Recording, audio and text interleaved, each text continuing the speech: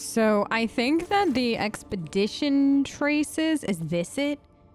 Having scanned the surface, officers report the remains of an exploration camp, to which a team of scouts is immediately sent.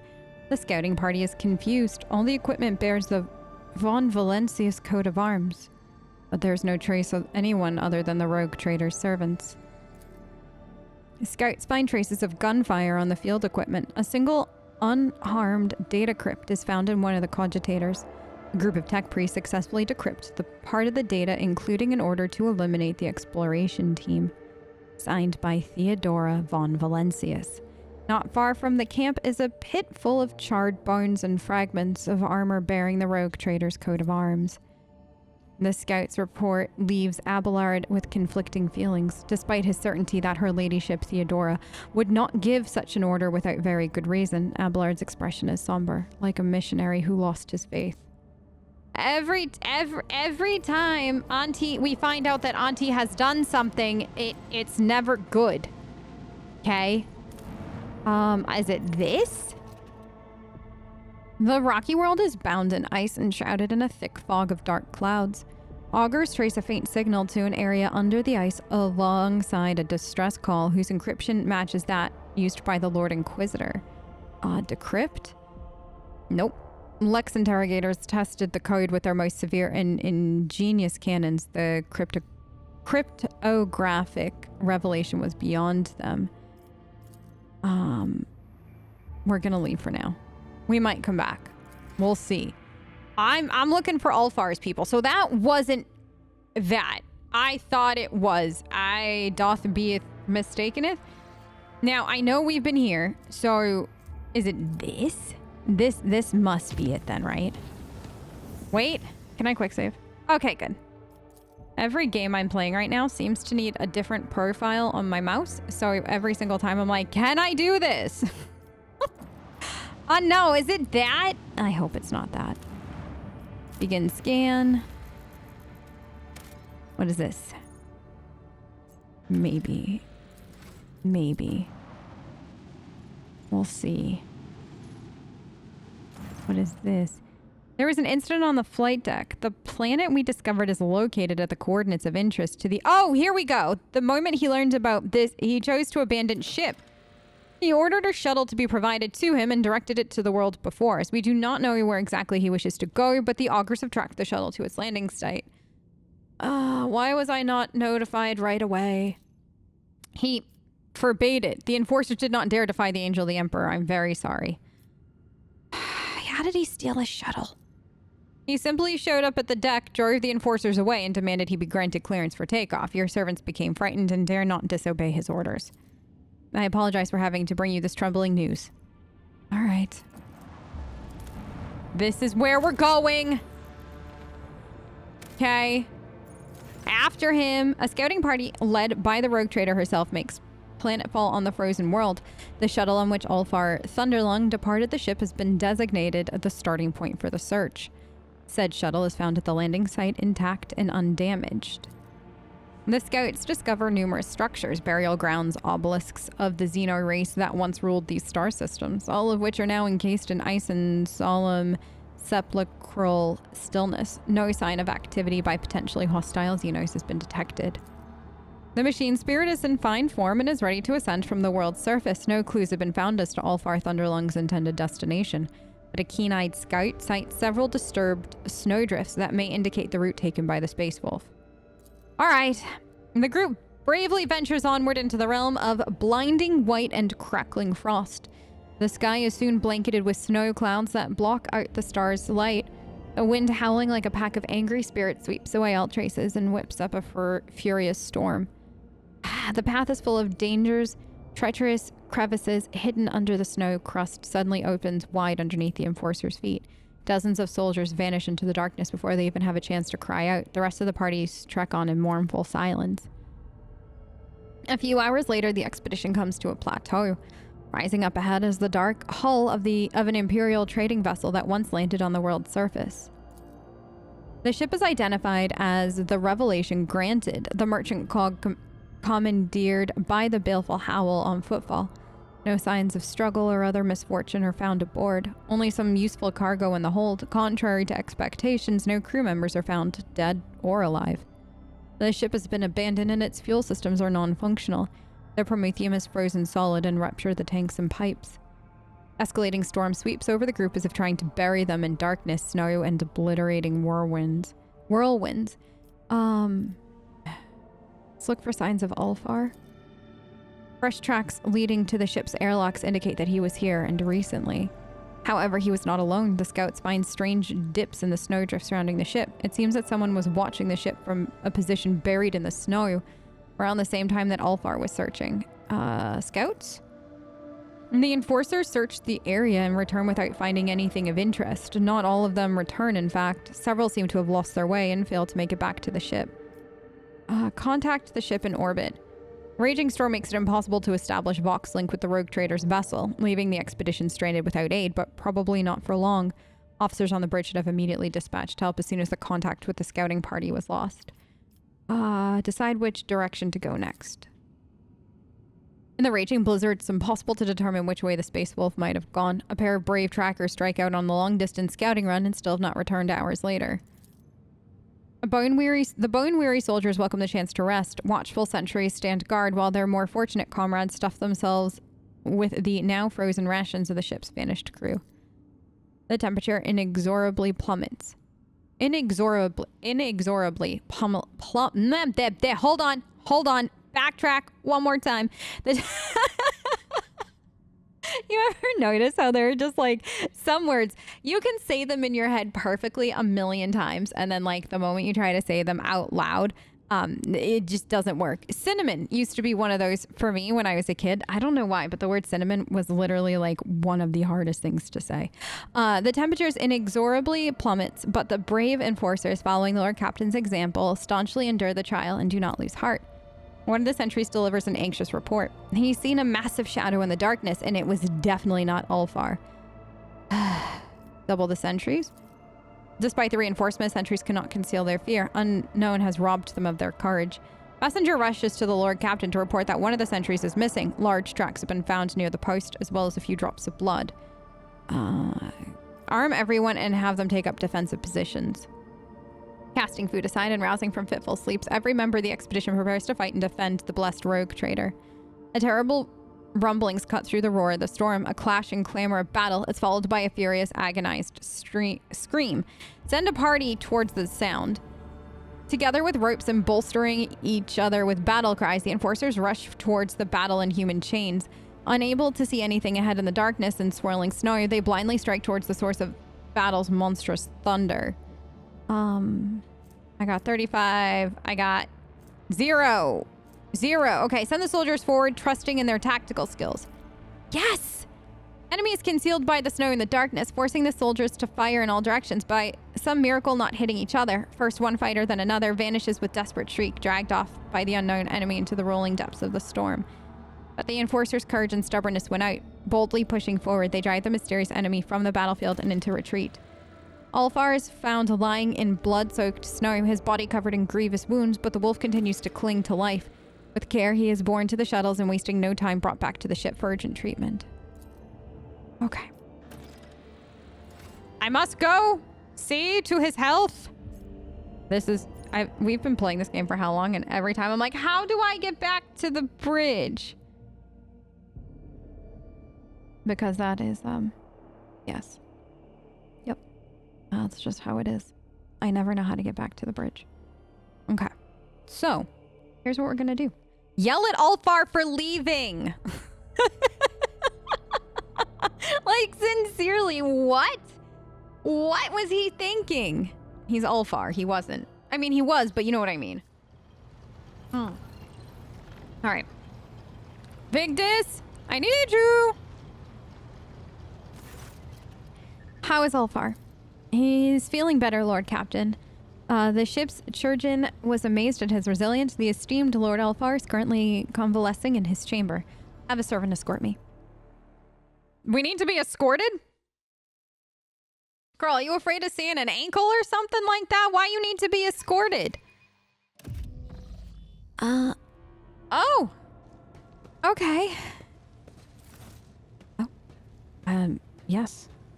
He's got a whole... Wow. Ulfar's dark figure towers over you. His head is lowered, his hair hanging in a curtain across his face. His fair skin is cross-hatched with broad crimson scars held together by metal staples, covered in with black spiked runes for physical healing. Could an ordinary mortal have survived such injuries? Unlikely. With a twitch of his fingers, Ulfar bids the 2 servants and attendants to step away so as not to intrude your conversation. They silently retreat. At Vodder, I must thank you for saving me. I had a difficult battle. I thank the Emperor that he did not take you from us to join his heavenly host. My lord, I'm glad you survived. You stole my shuttle. No, I'm glad you survived, Ulfar. I always survive.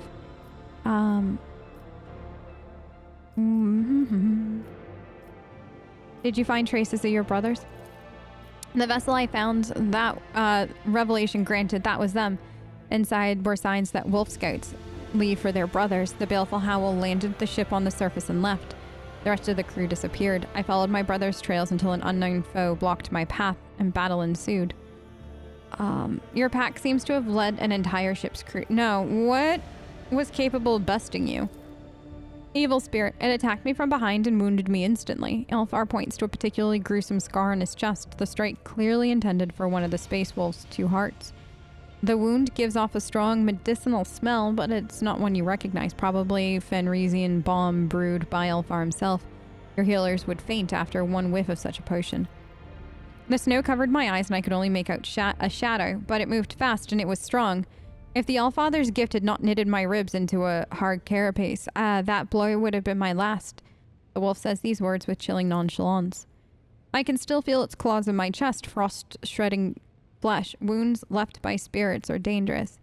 They create a spiritual link between your body and its pernicious mind. The only way to heal such mutilation is to brew a potion from the blood spilt by their incorporeal bodies. The evil spirit wounded me too. Your pack's... yeah. Then we are both marked. Our bodies will be tormented by its deadly touch until it's defeated, but fear not, we will defeat it. Your pack seems to have led an entire ship's crew to their death. He shrugs sadly. Do not blame us for what we are. Death always clings to the warriors of the Allfather. We are fated for no deeds other than those accomplished by the jaws of Mordecai. Oh wait, I didn't mean to do that. Sorry, I meant to say I see. Why did you go alone? After a few moments of silence, he says quietly, so I did not have to bury your body in the snow at Vodder. It is not out of arrogance that wolves do not allow mortals into our affairs, but because the burden of those deeds is heavy and they reek of death. Just consider what kind of threat you could have been facing in a place where an entire pack of Astartes had disappeared. If I had risked you for the sake of fulfilling my vows, would that have been worthy of me? Now we can safely say that you are not cursed. You almost met your end in battle. Do not steal from me. No, I appreciate... we fight together. Don't forget I'm your at-fodder. He heaves a sigh, which seems to hang in the air between you. You and I are different. Your way is to rule and build, while mine is to destroy and chase down prey. Such is the Allfather's plan, and in that plan, my death on the battlefield is an expected and joyous event, while your death would be premature, sorrowful, and damaging to many others' lives. You seem more somber, not yourself. By bitter paths come wisdom. In wake of bloody losses and shattered dreams, heavy thoughts weighing on its broad shoulders, it enters unbidden and takes a seat by your hearth. Have you been thinking about your life? About the future. Have you ever wondered what it means to be an Astartes? To know no other family but your brothers in battle? To know no other feast but the joy of slaying your enemies and extolling your fallen comrades? To know with certainty that your death will be terrible, brutal, and agonizing. For time holds no sway over us. No warrior of the Allfather has ever breathed his last in a soft bed. Death holds no fear for us at Vodder. We have been eating at the same table since day one. Oh, that line is so good. That line... Well played. Tell me, why are there no rhymes in your songs? Rhymes are empty frippery. Saga must be alive. If the words happen to fall into rhyme, well, it is grand. But to make your whole story fit neatly into such pattern, you must either twist the truth in service of beauty or live your life for the sake of a rhyme. Neither is to a wolf's liking. Oh, interesting. Because, like, This feels like a metaphor for more than just what they're talking about, right? Like, the rhymes are empty frippery, right? It's empty. It doesn't hold the meaning. So either you have to twist the truth to service like beauty, or live your life for the sake of the rhyme itself, and neither is to be free. Neither is to do what he feels needs to be done. And you can equate that to pretty much most big things that you would do in your life, right? To have what you would paint as the truth look beautiful, like a rhyming poem or something like that. If you wanted it that way, you'd have to twist the truth to fit that. Or you'd have to live a twisted life just for the beauty or the aesthetic of it, which isn't living at all. In that regard, you're, for yourself, that's living for something else entirely, and neither would be to your liking. So I do like that this has like subtle context to it. Our sagas are voices sounding through eternity. When we hear them, we do not hear stories. We hear the tellers speaking their words to us now. Do you believe you'll find your brothers? I will find them. Probably not alive, but I will find them. Perhaps something good awaits you in the future. Listen, Atvater, when the wolf priest tested me, when I went to the gate of Mordecai, a dark place where real space and the thoughts of the great wolves intertwine like tentacles of a kraken. Everyone who appears before the gate is granted a vision, and mine was a dark omen. I saw myself in two guises. One is white as the moon, and the other as black as the lowering sky. And the two were locked in combat. As for which me emerged victorious, that was hidden from my sight. But that is not what frightened me. The black wolf's gaze was fearsome, full of more pain than he could ever inflict himself. It drove him mad, turning him into a monster. And as dark as he appears, I recognize myself in him. After all, I was made for destruction, torment, annihilation. I am the more agile monster. Does that mean that by the Allfather's design I must drink this cup of pain to the bottom in order to fulfill his plan? I do not know. He looks at you, his expression inscrutable.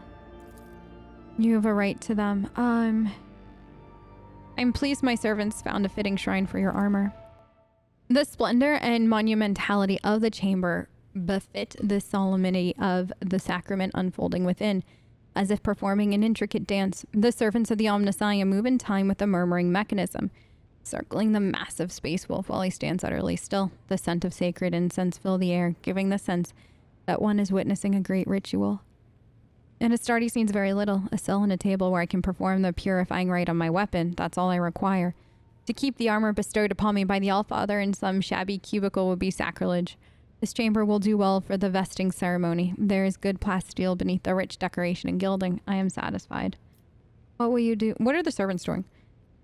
It's time for me to don my skin again. He shrugs wearily, his body giving off heat and animal scent. One of the servants opens a casket containing contact unguent. It will be used to anoint each of the black carapace's neural ports marring the wolf's skin. This sacred augmentation seamlessly fuses Ulfar's body with his armor and every fiber bundle of it. What will you do? I must return. My foe awaits me, and it would be dishonorable to retreat from this battle, but I will need help fighting. You can count on me. I know, Atvater. Ulfar nods to the servants, and in a low voice they begin a guttural prayer. Shadows leap across the wall, twisting together in a majestic and savage dance. In the flickering candlelight, the sacred rite is performed. The angel of the Emperor is clothed in the armor of unwavering faith and his wrath. All right, Tess. Time to take the terrifying baby back to, I don't know where. Void ship. Okay, so now I assume we're going to go land on this planet. Okay. That's what we're gonna do. We're gonna go land on this planet. It's gonna be great. We're gonna go fight this thing. It'll be fine. That was such a good... I feel like that was the first time I talked to Ulfar. Not Ulfar, the Space Marine. Not... Or I should say, like, not Ulfar, the Space Wolf. I didn't mean to say Space Marine. I meant to say Space Wolf. I apologize. But, like, this is the first time I feel like I talked to Ulfar. And not whatever he feels like he has to be all the time because of who he is, if that makes sense. Like, That was really good. That was a really good conversation. And I love that, like, it took us a while to get here. There was no way, shape, or form that we could have done that any other way. Oh, God. You want me to leave Cabela? No, I'm sorry. Y'all need Andraste if you think I'm leaving Cabela behind. I gotta... Does Ulfar need... I think I leveled him already. Leave Cabela behind. Who has the funds for that? Not me. Okay. Here we go. Let's do it. This way? What is that? I don't know. Bodies of uniformed Imperial scouts. What is this? Oh, God. You see that up top? None shall stand in my way. Tracks a mysterious enemy, defeated the space... Oh, okay. The shadows reveal their secrets. Who wants to do that? Never doubt me. I have never doubted you a day in my life, Argenta. Are you kidding me? Doubt you. This is going to be awful, isn't it? Pay attention. Ha ha ha ha ha. The Emperor favors me today. I see what others do not. He favors you every day. What is this music? I failed. Something of interest. Okay. We're fine. What? Oh, that's to leave. What is...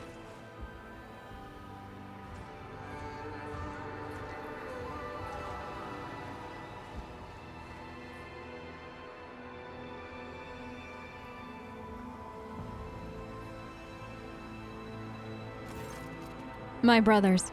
Red brows furrowed in anguish, Ulfar bows down over the bodies encased in ceramite and adamantine.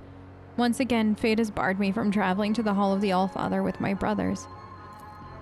The snow-covered battlefield reveals little, but it's clear that the wolves gave furious battle one last time. And the rocks are pitted from bolter strikes, and here and there you see scorch marks left by plasma charges. Who are they fighting? I smell no corruption on their bodies, and I see no traces of Xenos weapons. I think they did battle with humans. What do you think they were looking for? I don't know what they were seeking. They certainly found someone here, otherwise this crime would not have been committed. I'm sorry they died. Don't be sorry, Atvater. They die with honor as the Allfather's warriors should. In the Hall of Kijahala, their horns will be full to the brim with heavy majode. Ulfar gnashes his teeth in anguish. Heaving in a breath, he mutters, I sense evil in their deaths. The souls of the baleful Howl are not at rest, but remain here on the battlefield. They are not with the Allfather. I must escort them to him. Will you bear witness to the last honor to give my brothers? I shall bear witness to their final honor. It was honor, right? Yeah. Ulfar produces a knife inscribed with the scarlet runes. Picking up a rock from the ground, he begins to scratch the rock's sharp edges across the blade, etching a name. His powerful voice rumbles.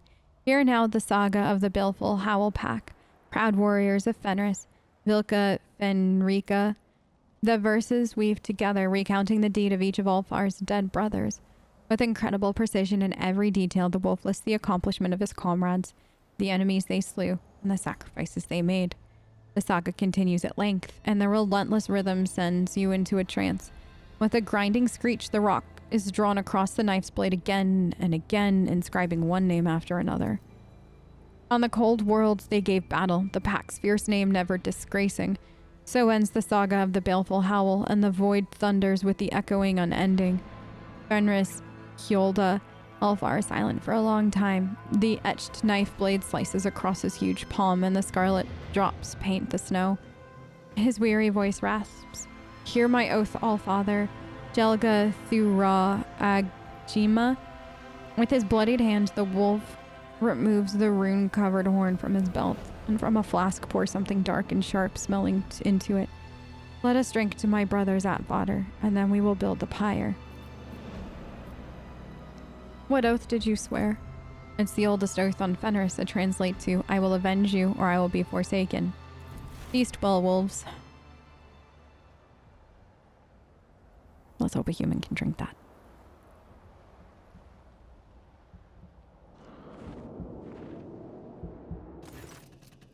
The astringent liquid burns your throat, and a fog immediately descends over your vision.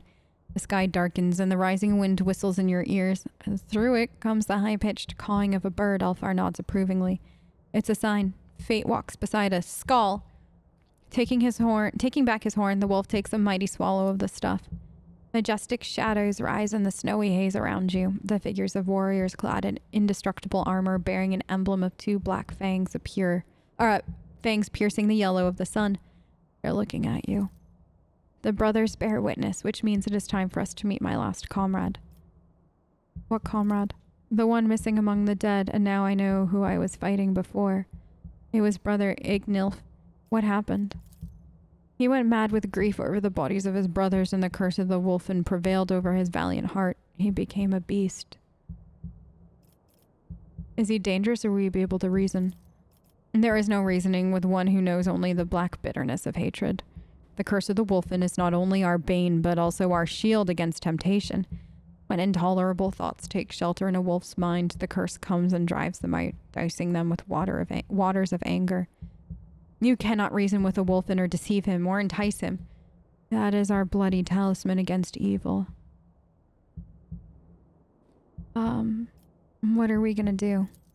Corruption is washed away by blood. We'll cleanse the spirit, as there is no hope for his body now. None return from the curse's embrace.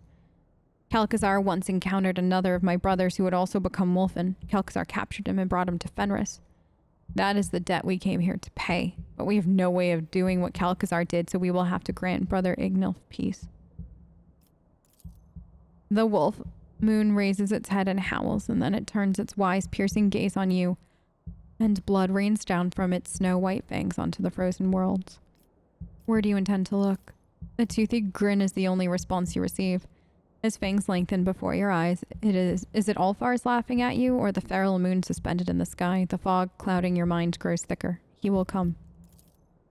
Ulfar lets out a belligerent howl, whipping up snowdrifts into frightened whirlwinds. You hear a terrible cracking sound. Someone's feet, paws, are breaking through the crust of the snow on the ground. The beast now comes, and its cruel howl awakens the fallen warriors of Fenris. My terrifying cherub baby just comes flying in. I love this. Fenris thirsts for vengeance.